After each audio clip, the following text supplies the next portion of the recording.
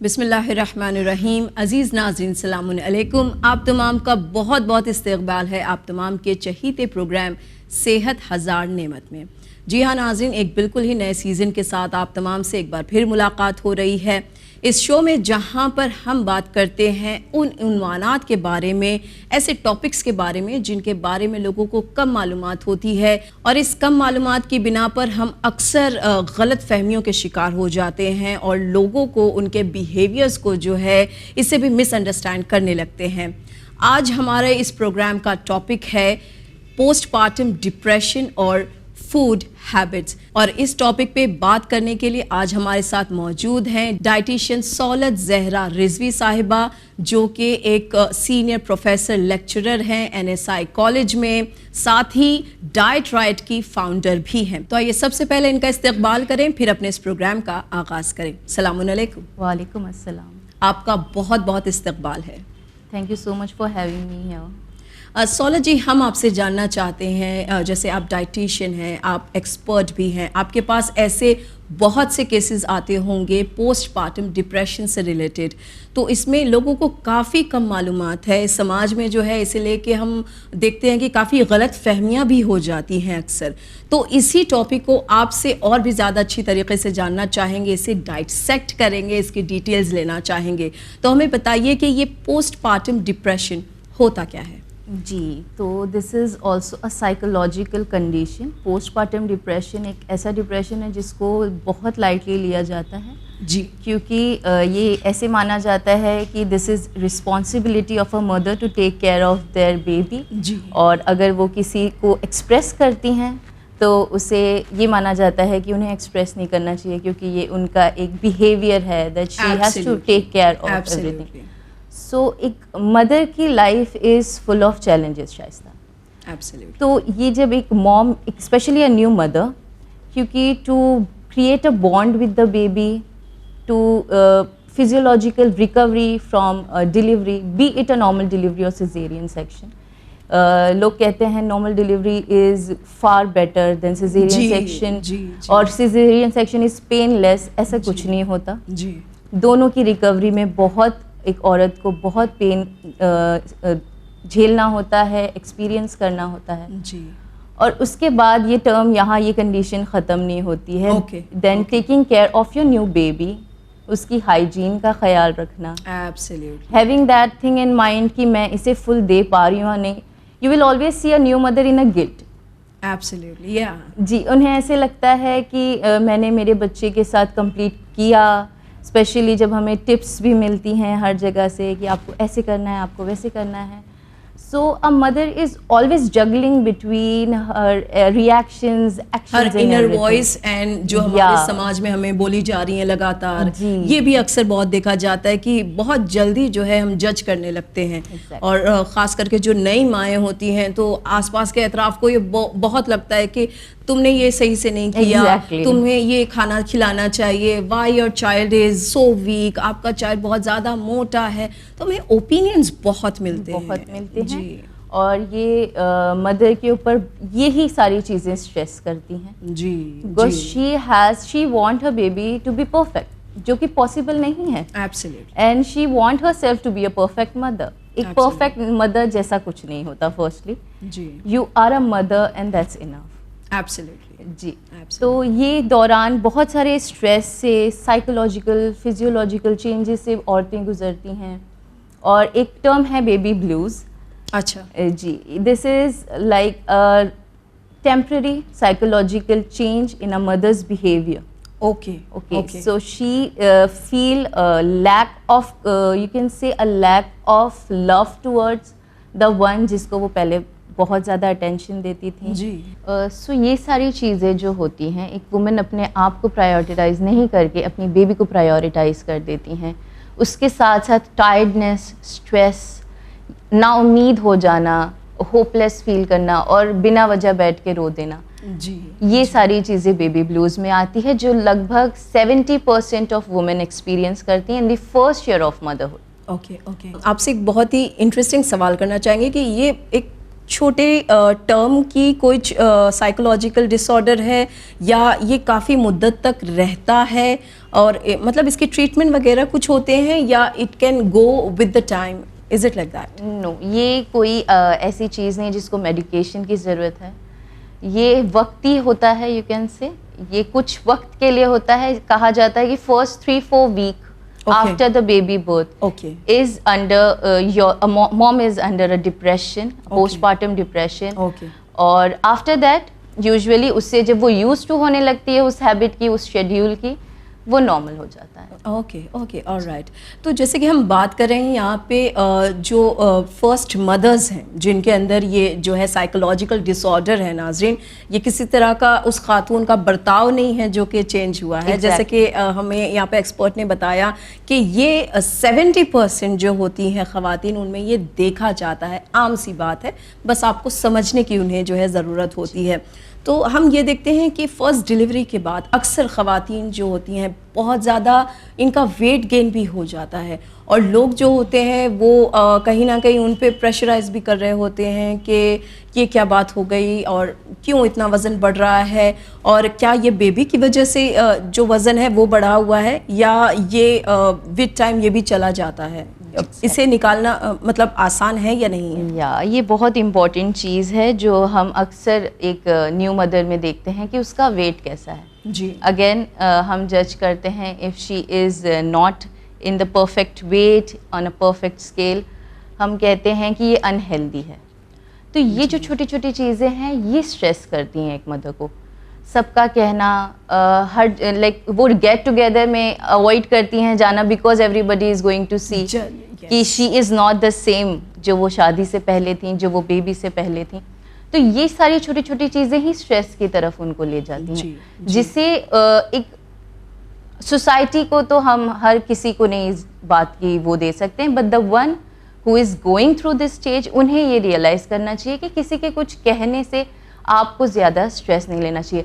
ये weight gain का सबसे बड़ा मसला ये है कि वो स्ट्रेस में जब एक वुमन चली जाती है, she start eating what she feels, वो अपने आप को फील गुड करने के लिए, एक हैप्पी फीलिंग के लिए शी स्टार्ट हैविंग। और एक मदर के पास ऑप्शन नहीं होता है, specially the mother who is breast feeding, she has to have something after 1 hour, because after 2 hours she has to feed her baby. Absolutely. So ऐसे होता है कि mothers usually tend to eat more because they feel they are feeding, तो उनका calorie burn हो रहा है, but that भूख is भी बहुत ज़्यादा लगती है इस दौरान। जी, भूख लगती है। It's not भूख, it's a feeling of hunger that is because of reduced water intake in your body. Okay. तो ये हम भूख नहीं कह सकते हैं, but it is a feeling जिसे आपको फ्लूइड्स लेके अगर आप उसे कॉम्पेंसेट करें तो that will be better than having food और एनी हैवी थिंग और एनी फ्राइड थिंग्स, बिकॉज इस चीज़ से हम वेट गेन। फ्लूइड से मुराद आपकी जैसे कि पानी ज़्यादा पिए या किसी तरह का नेचुरल जूस वगैरह है, इसको ज़्यादा लेना है? Exactly.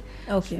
A normal mother should have at least 10 to 12 glasses of water if she is not breastfeeding. Okay. If she is breastfeeding, 13 to 15 glasses is essential. Okay. ये इसलिए अमाउंट इतना ज़्यादा बिकॉज आपकी बॉडी में लिक्विड्स फ्लूइड्स अच्छे से होंगे, तभी you will be able to fulfil the your range whatever you want to feed, और इसी से आपका फीडिंग एंड एवरीथिंग एक नॉर्मल हेल्दी होगा। You don't have to have every time, but then you have to take care of the things you are having. तो ये जो wait है इसे कम किया जा सकता है? जी बिल्कुल, इसे कम किया जा सकता है। This is also called as temporary weight gain. Okay. तो ये आप बिल्कुल कम कर सकते हैं। इसी के बारे में मैं आपको बता रही हूँ कि पोस्टपार्टम डिप्रेशन के दौरान जो वेट गेन होता है, ये जैसे ही आप अपने आप को स्ट्रेस लेवल कम करेंगे, आपके हार्मोन्स बैलेंस होंगे, आप अपना वेट लूज़ कर सकते हैं। So you don't have to hit to the gym, you don't have to go for the zero calorie foods और बिल्कुल कैलोरी डेफिसिट फूड्स और हम सिर्फ फ्रूट्स पे रहेंगे। This is not the right way to lose your weight. Okay. It is very essential to take care of what you are having. So I would like to say कि हमें अपनी आप का ख्याल ज़्यादा रखना है। Researches says about 15% of women are under postpartum depression. Okay. This is a very big thing क्योंकि this stress is again because of hormonal imbalance, कितने लोगों की हिस्ट्री ऑफ डिप्रेशन होती है, they again feel that they are under depression. आपसे एक और हम सवाल करना चाहेंगे कि जैसे कि आपने ब्रेस्ट फीडिंग मदर के बारे में बताया कि इन्हें इतना पानी पीना चाहिए, तो वो क्या डाइटरी हैबिट्स हैं जिनकी वजह से उनका वेट गेन हो रहा है जो कि उन्हें नहीं करना चाहिए, और कौन सी अच्छी आदत है जो इन्हें ऑप्ट करनी चाहिए? जी, तो ब्रेस्ट फीडिंग मदर का एक इशू ये भी है कि she is usually like she has to take 300 to 400 kilo calorie extra adding than a normal person's intake. अगर एक नॉर्मल वुमेन की इनटेक 1900 किलो कैलोरी है, तो ब्रेस्ट फीडिंग मदर की ऑलमोस्ट 2400 to 2500 किलो कैलोरी तक की डाइट होनी चाहिए। तो ये होता है हमारा कि हम खा लेते हैं बिल्कुल 2500, आई एम नॉट सेइंग कि हर कोई 4000 3500 कैलोरीज पे है। The only thing, the only issue here is a breast feeding mother is not mobile. उनकी मोबिलिटी कम होती है, यानी हरकतें जो है, आना जाना जो है वो कम है। एग्जैक्टली, शी इज यूजुअली इधर in a sitting position to feed और she is lying down with her baby. तो जैसे ही बेबी की मूवमेंट नहीं है, वैसे ही उस ब्रेस्ट फीडिंग मदर की मूवमेंट्स नहीं है। तो इसमें क्या होता है ना, the women tends to gain weight. Absolutely जी, और उसके बाद जब आपने आहिस्ते आहिस्ते अपनी बेबी को ब्रेस्ट फीडिंग से होते होते फिर जब आप उन्हें बाहर से एक्सपोज करने लगते हैं विद फूड्स, विद लिक्विड्स, तो एक और एक चीज़ होती है कि जो चीज़ें बच जाती हैं वो मम्मी के यहाँ चली जाती हैं। These are extra calories. You are already taking additional calories, उसके आप एडिशनल लेंगे तो of course you are going to gain weight. So ये छोटी छोटी चीज़ें हैं जो एक मदर का वेट गेन में कॉज करती हैं। एक्टिविटी नहीं है बेबी के साथ, स्लीप, इवन स्लीप डिप्रिवेशन जो होती है, स्लीप पैटर्न नहीं है। यूजुअली लोग कहते हैं ब्रेस्ट फीडिंग के टाइम कि when your baby is sleeping you sleep, जब वो उठ जाते हैं तो आप उठ जाइए। That is practically not possible, because अब कंटिन्यूस फीड कर रहे हैं, you are not in a state जिसमें आप काम हैं। For a sleep, a proper sleep, you need a state. आपको काम रहना है, you are not doing anything, you are very relaxed, but while you are breast feeding you are not that relaxed. Absolutely. तो ये जो कहते हैं लोग कि जब वो सो रहे हैं आप सोएं, जब वो जाग रहे हैं आप जागे, this is not possible for a mother, जिसकी वजह से स्लीपिंग पैटर्न खराब होता है, जिसकी वजह से अगेन हेडेक्स, वाटर रिटेंशन। ये जो मैंने कहा आपको वाटर इनटेक ज़रूरी है, इसलिए क्योंकि बॉडी में ये ज़रूरी नहीं है कि आपके फैट्स हैं, it is water retention because of the pattern, because of the schedule which you are following, that is not correct. Absolutely. तो ये सारी चीज़ों की वजह से ऐसे होता है ना कि एक वुमेन ना चाहते हुए भी वेट गेन कर जाती है, specially after getting baby, specially in the motherhood, first stage of mother. तो ऐसी कौन सी ग़िज़ाएँ हैं जो कि एक न्यू मदर को लेनी चाहिए, या ऐसी कौन सी ग़िज़ाएँ हैं, टू बी वेरी प्रिसाइज, कि जो हमें इसमें हेल्प करे, पोस्टपार्टम डिप्रेशन में हेल्प करती हैं? So the very important thing here is, अगर हमने एक बैलेंस्ड डाइट ली है, taking care of our protein in the very beginning. Protein हमें रिकवरी में हेल्प करता है। तो जो भी प्रोसीजर से आप अभी आए हैं, तो आपको प्रोटीन की ज़रूरत है फॉर द रिकवरी थिंग।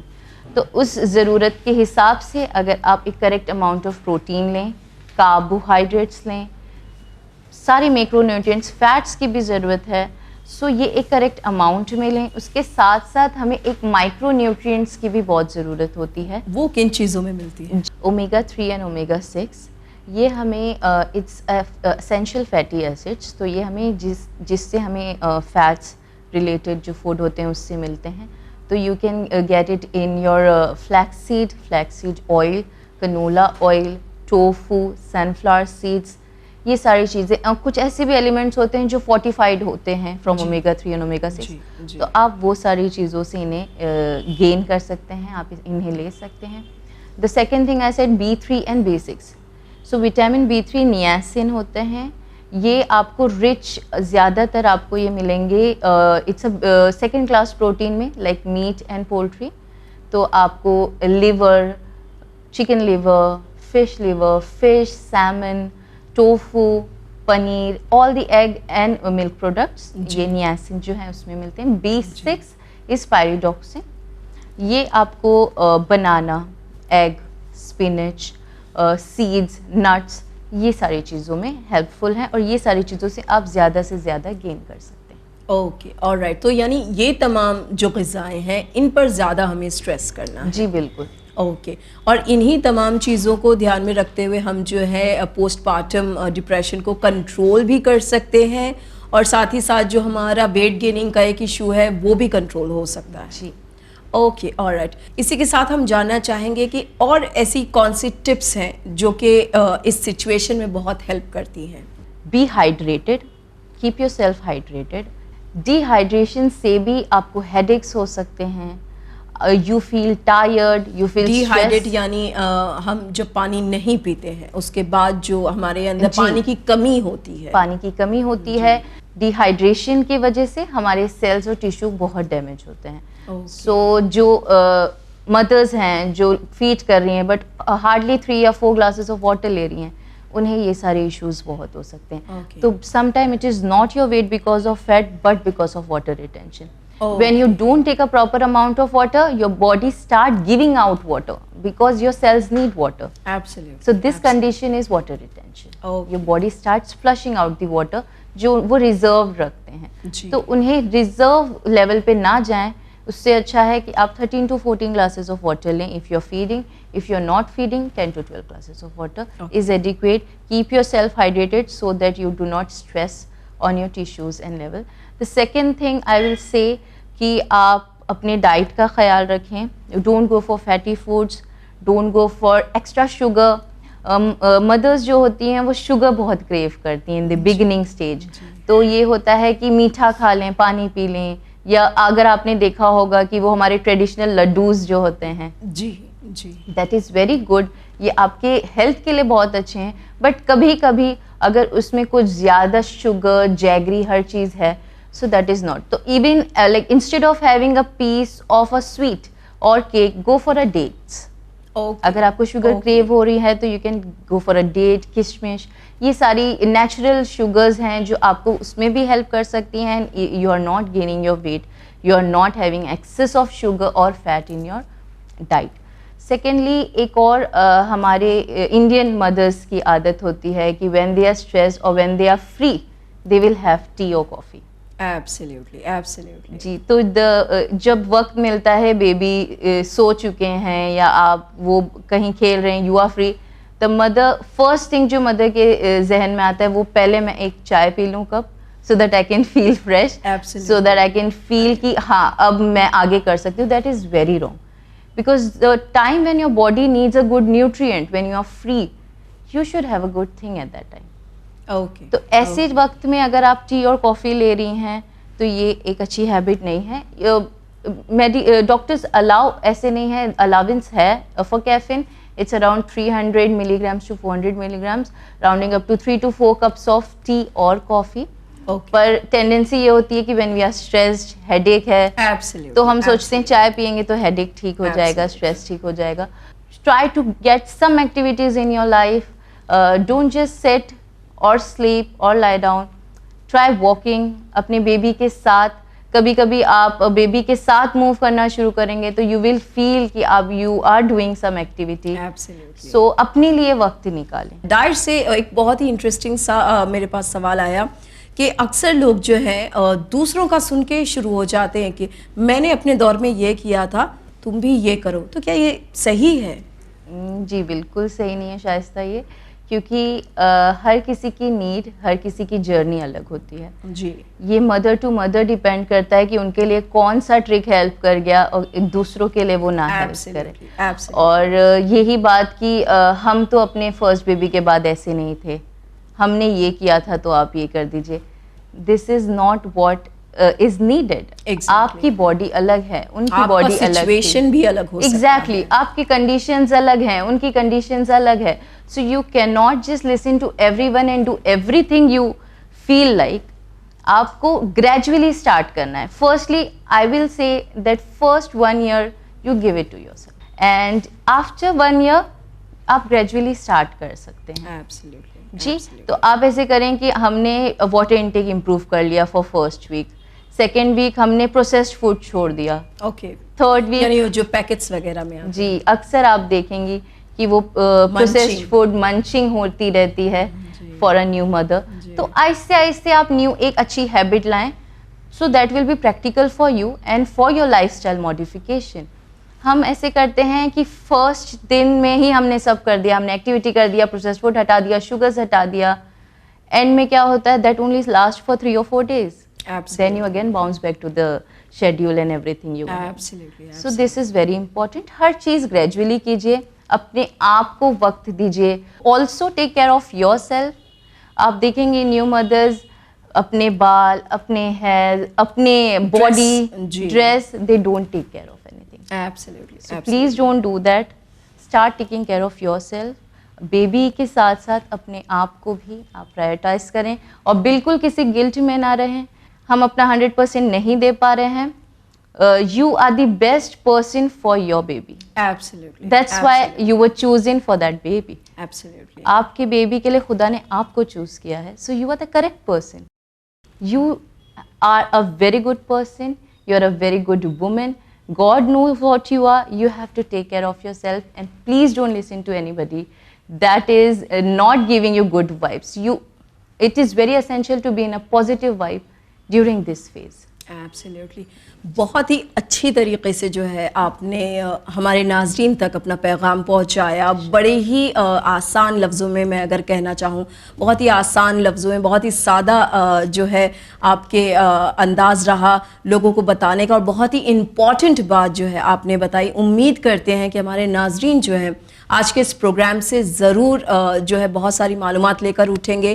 ख़ासकर समाज में जो हमारी लैक्टेटिंग मदर्स जो होती हैं या न्यू मदर्स जो होती हैं, उनके साथ चल रहे ये तमाम तर आपने जैसे कहा साइकोलॉजिकल और फिजियोलॉजिकल जो चेंजेस हैं, इन्हें समझने की कोशिश करेंगे. Thank you so much for coming और आपका बहुत बहुत शुक्रिया आपके टाइम के लिए. बहुत शुक्रिया.